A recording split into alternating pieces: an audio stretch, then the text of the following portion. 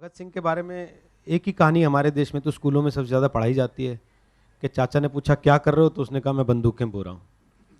इसके अलावा तो मुझे लगता नहीं कि बहुत ज़्यादा कुछ पढ़ा गया भगत सिंह को लेके। ऐसे और कितने छुपे हुए या पीछे की कतार के लोग हैं जिनको आपने आगे लाने की कोशिश की, जिनके जीवन की ऐसी कथाएं हैं, कहानियां हैं जो आज के दौर के युवाओं को पता होनी चाहिए। आप चंद्रशेखर आजाद की कहानी सुनाइए सुधीर जी। बताइए सर। हाँ। दरअसल भारतीय क्रांतिकारी आंदोलन में जिस तरीके से पिछले कुछ सालों से भगत सिंह की चर्चा होने लगी है, इससे ऐसा लगता है कि पूरी क्रांतिकारी पार्टी कहीं थी ही नहीं, सिर्फ और सिर्फ भगत सिंह थे। ये भगत सिंह का न तो उनकी अवमानना है न उनका अवमूल्यन है। हमारा 70 साल लंबा क्रांतिकारी संग्राम 1928 और 29 में आकर एक भगत सिंह पैदा कर सका। भगत सिंह वहाँ व्यक्ति नहीं है, बल्कि भगत सिंह के मुंह से संपूर्ण क्रांतिकारी संग्राम और उसका वैचारिक विकास बोल रहा है। लेकिन क्रांतिकारी आंदोलन की जितनी भी गतिविधियां थीं, भले क्रांतिकारी संग्राम 1857 से लेकर बहुत लंबे समय तक, युगांतर अनुशीलन के समय तक पूरे देश में एक छापामार लड़ाई के रूप में दिखाई पड़ता है, लेकिन उसके बाद जो अखिल भारतीय स्तर पर 1922 और 23 में 1921 के असहयोग आंदोलन की असफलता के बाद हिंदुस्तान प्रजातंत्र संघ बना, तो उसका एक संविधान भी बना था। और उस संविधान की विशेषता यह थी कि चंद्रशेखर आजाद और भगत सिंह के नेतृत्व में जब 1928 में आकर उस संविधान के नाम में एक शब्द जोड़ा गया, जिसे अनेक बार आप लोग भी जानते होंगे और रेखांकित किया जाता है, समाजवादी शब्द। तो समाजवादी शब्द जोड़े जाने के बावजूद संविधान में कोई परिवर्तन नहीं किया गया कि हम एक ऐसे समाज के निर्माण के लिए संकल्परत हैं जिसमें एक मनुष्य के द्वारा दूसरे मनुष्य का शोषण संभव न हो। और इसके आगे भारतीय क्रांतिकारियों ने अपनी वैश्विक दृष्टि का परिचय देते हुए उसमें यह भी जोड़ा था कि हम एक ऐसे राष्ट्र का निर्माण करना चाहते हैं जिसमें एक राष्ट्र के द्वारा दूसरे राष्ट्र का शोषण संभव नहीं होगा। तो पूरा एक क्रांतिकारी दल था। हम भगत सिंह की चर्चा कई बार करते हैं तो दूसरे क्रांतिकारियों को जो भगत सिंह से कम महत्वपूर्ण नहीं है, उनकी चर्चा प्राय अनदेखी कर देते हैं, हम चर्चा छोड़ देते हैं।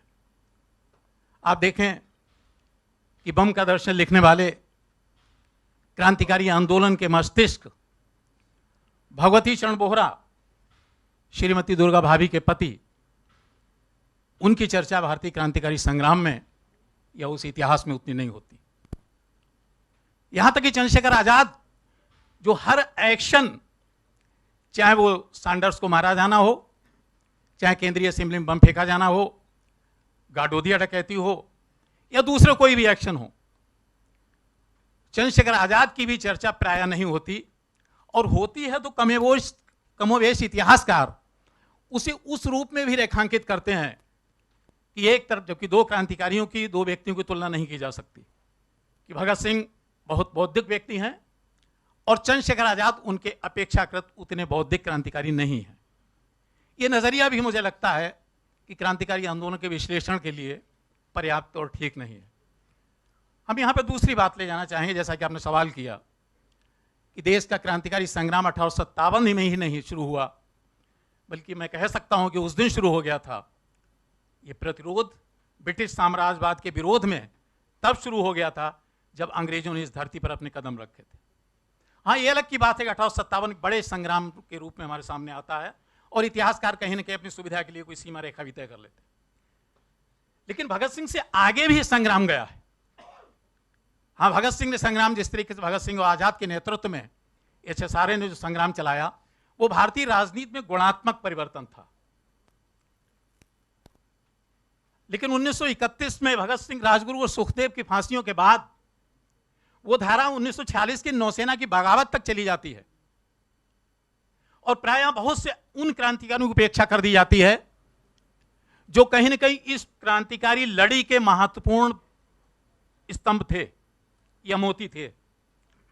आप देखें पेशावर कांड के वीर चंद्र सिंह गढ़वाली, जिनसे प्रेरणा लेकर ही नेताजी सुभाष ने आईएनए बनाई। और दूसरी बात देखें, नेताजी से ही प्रेरणा लेकर कहीं ना कहीं 1946 का नाविक विद्रोह हुआ। वो नाविक विद्रोह इतिहास के पन्नों में कहां चला गया? पूरी के पूरे नौसैनिकों ने हिंदुस्तान के शाही नौसेना को, रॉयल इंडियन नेवी को भारतीय नौसेना बनाकर हमारे राष्ट्रीय नेताओं की तरफ मुंह देखना शुरू कर दिया था कि वो आए हमारा नेतृत्व करें। लेकिन 1946 की नौसेना की बगावत के साथ भारतीय नेताओं ने गद्दारी की। आप देखें कि उस समय गांधी ने कहा था कि ये तो अपनी नौकरी संबंधी मांगों की तरफ ध्यान दें, देश की आजादी की लड़ाई से इनका क्या मतलब। सरदार वल्लभ भाई पटेल, जिनकी प्रतिमा सबसे ऊंची दुनिया भर में लग गई है, उन्होंने कहा था कि बेमतलब की बात में टांग अड़ाने वाले लोग हैं। तो नौसेना विद्रोह का भी हमने मूल्यांकन नहीं किया। 1942 का आंदोलन जो हुआ है, 9 अगस्त 1942 को गांधी जेल चले गए।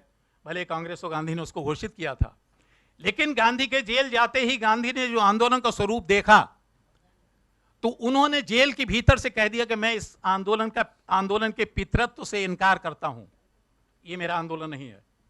वो संपूर्ण आंदोलन क्रांतिकारी शक्तियों के हाथ में चला गया। लेकिन 1942 की अर्ध शताब्दी आते आते भी इतिहासकारों ने उनका मूल्यांकन नहीं किया। एक उदाहरण देना चाहेंगे बस। 1942 में महाराजगंज में 9 गोली खाकर फुलेना प्रसाद श्रीवास्तव शहीद हो गए थे। जिस समय नबी गोली उनके मस्तक पर लगी, साथ में जुलूस में उनकी पत्नी तारा रानी श्रीवास्तव थी। झंडा उन्होंने पकड़ लिया, झंडे को गिरने नहीं दिया। मैं इतिहास और वर्तमान के बीच जब तक एक संयोजक सूत्र की तलाश नहीं कर लेता हूं, तक तो मैं इतिहास के किसी प्रसंग पर कलम नहीं चलाता हूं। हम जो बात कहने जा रहे हैं वो मैं यहां तक खींच के ले आया हूं, और वो सिर्फ इतनी है, उन तारा रानी श्रीवास्तव ने, जो सीवान जिले की रहने वाली थी, रहने लगी थी वहां, बनारसी चतुर्वेदी को एक पत्र लिखा था अपने अंतिम दिनों में कि मैं तो इस देश की कुंद दिमागी पर चकित हूं। मेरे पति देशोद्धार के मणिरथ पर चढ़कर चले गए, लेकिन उसके बाद मुझसे किसी देशवासी ने यह नहीं पूछा कि तुम्हारा समय कैसे व्यतीत हो रहा।